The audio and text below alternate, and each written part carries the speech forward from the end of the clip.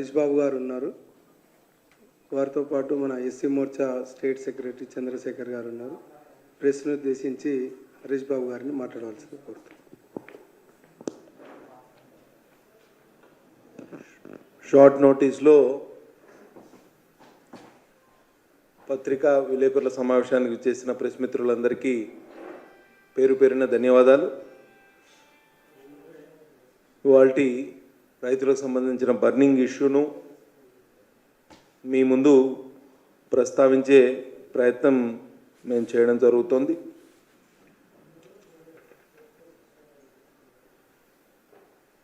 ఇవాళ వరి కొనుగోలులో రాష్ట్ర ప్రభుత్వం పూర్తిగా వైఫల్యం చెందింది. ఎందుకంటే నెల రోజులైంది వరి కొనుగోలు కేంద్రాలు ప్రారంభించి. వరి కొనుగోలు కేంద్రాలు 2 సంస్థల ఆధ్వర్యంలో వరి కొనుగోలు కేంద్రాలు నడుస్తాయి. ఒకటేమో మహిళా సంఘాల ఆధ్వర్యంలో వరి కొనుగోలు కేంద్రాలు, ఇంకోటేమో ప్రాథమిక వ్యవసాయ సహకార సంఘాలు ఎక్కడైతే ఉంటాయో వీటి కింద నడిచే వరి కొనుగోలు కేంద్రాలు ప్రారంభించి దాదాపు నెల రోజులు గడిచింది. ఇప్పటికీ 25% టార్గెట్ కూడా వాళ్ళు రీచ్ కాలేదు.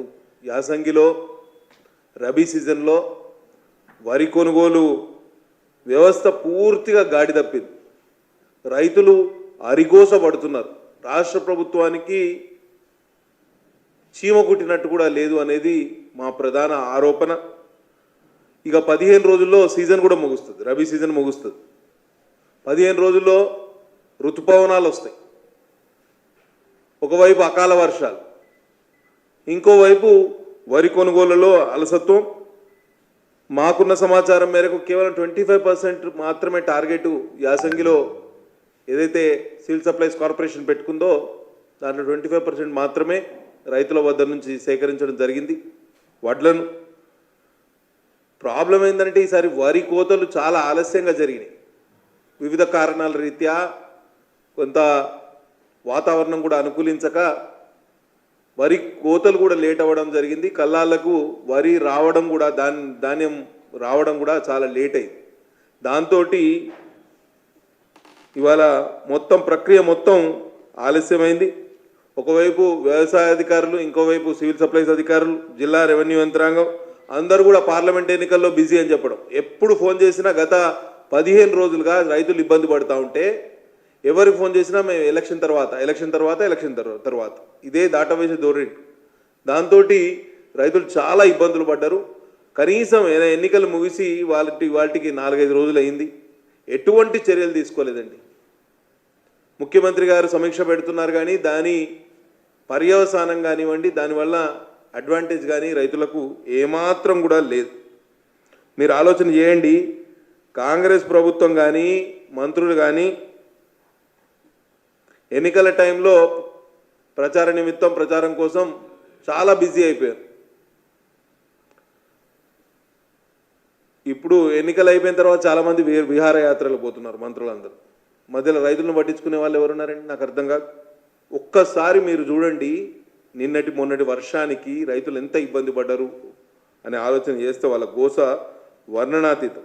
ఇవాళ చూడండి, మా జిల్లాల్లో నిన్నటి వర్షానికి ఈ రైతులు కళ్ళాల్లో ధాన్యం ఆరబెట్టుకునే పరిస్థితి. మహిళలందరూ ఇవాళ ధాన్యపు రాశులను ఆరుబయట వేసి ఎండబెట్టే కార్యక్రమం, తడిచిన ధాన్యాన్ని మళ్ళీ సేకరించే కార్యక్రమం. ఒకవైపు కింద టార్పాలిన్ వేసి రాశిగా పోసి దాని మీద ఇంకో టార్పాలిన్ వేసి వాటిని కాపాడుకునే ప్రయత్నం. ఎందుకంటే వాళ్ళు 6 కాలం శ్రమిస్తే కానీ ఇవాళ ఈ ధాన్యం పండలేదు కాబట్టి వారికి దాని మీద ఉన్న మమకారం. ఇంకొకటి మీరు చూడండి, వరి పొలంలో రైతు కింద మొత్తం తడి ఉంది, కింద మొత్తం పదనం ఉంది, మాయిశ్చర్ ఉంది. మధ్యలో టార్పాలిన్ వేసి ఇంకో టార్పాలిన్ మీద ధాన్యపు రాశి పోసి దాని మీద మళ్ళీ టార్పాలిన్ కప్పాల్సిన పరిస్థితి. ఇది shear negligence of state government అండి. చూడండి ఎంత ఇబ్బంది పడుతున్నారు వీళ్ళు. సమీక్షలు ఎక్కడ చేస్తున్నారు, దీని సమీక్షల పర్యవసానం ఏముంది, సమీక్షల వల్ల ఎవరికి లాభం జరుగుతుంది అనేది ఒకసారి మీరు ఆలోచన చేయాలి. ఒకవైపు వరి కొనుగోలు కేంద్రాల్లో పెద్ద ఎత్తున మోసం, తూకాల్లో మోసం. మేమైతే రెడ్ హ్యాండెడ్గా పట్టించాం.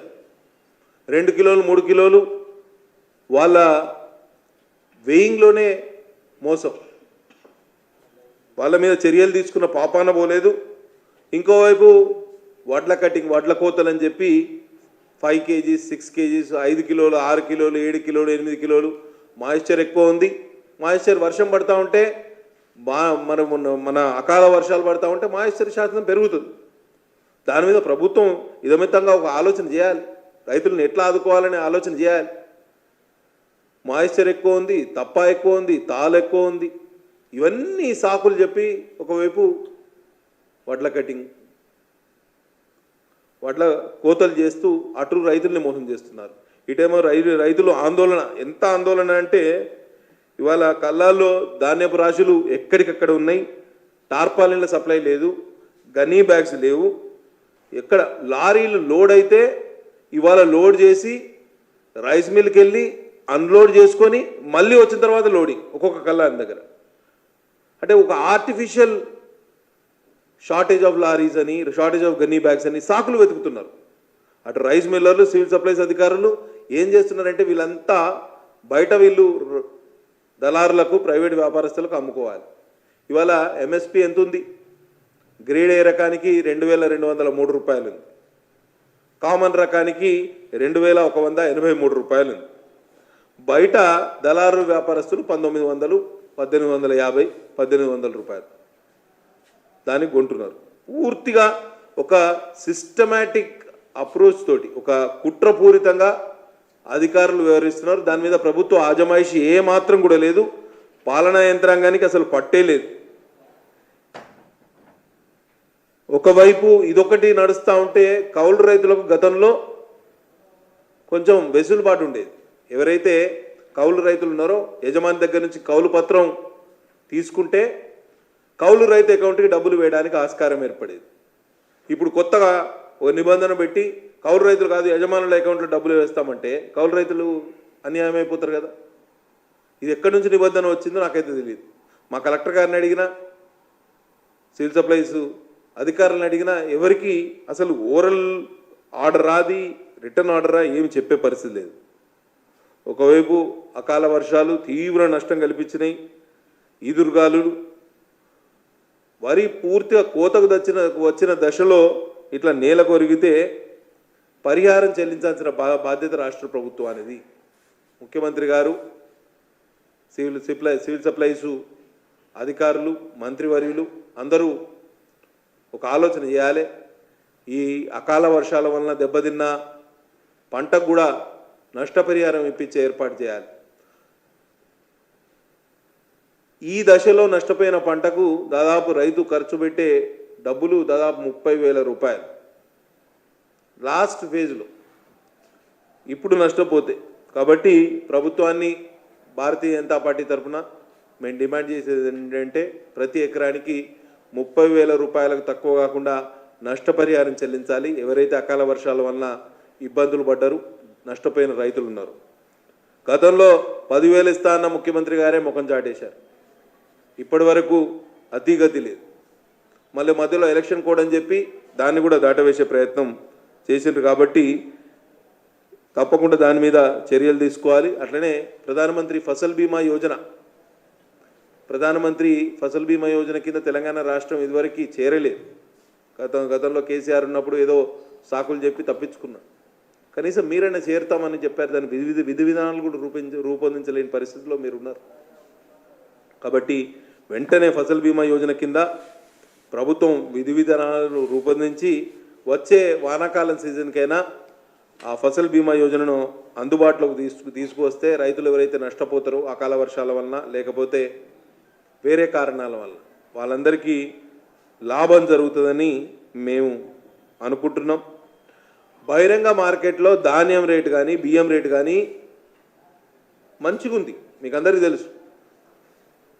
3 నుంచి 4 వేల రూపాయలు ఎంత తక్కువలో తక్కువ బియ్యం రేటు పలుకుతుంది. బియ్యం రేటు ఏంది, ధాన్యం రేటు కూడా బహిరంగ మార్కెట్లో చాలా ఎక్కువ ఉంది. 2500 నుంచి 2800 ఉంది. బహిరంగ మార్కెట్లో ఇంత రేటు ఉన్నప్పుడే మీరు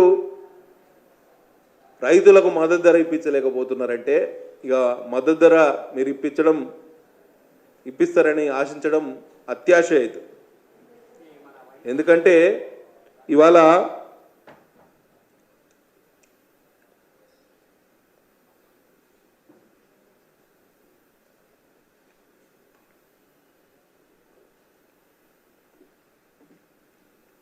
కమిషనరు సివిల్ సప్లైస్ వారి అపాయింట్మెంట్ కోరినాం. వారు ఏదో పొద్దున ముఖ్యమంత్రి గారితో మీటింగ్లో ఉన్నామని చెప్పడం జరిగింది. మధ్యాహ్నం పూట మా కిసాన్ మోర్చా నాయకులం మేము కూడా వెళ్ళి వారికి వినతి పత్రం ఇవ్వడం జరుగుతుంది.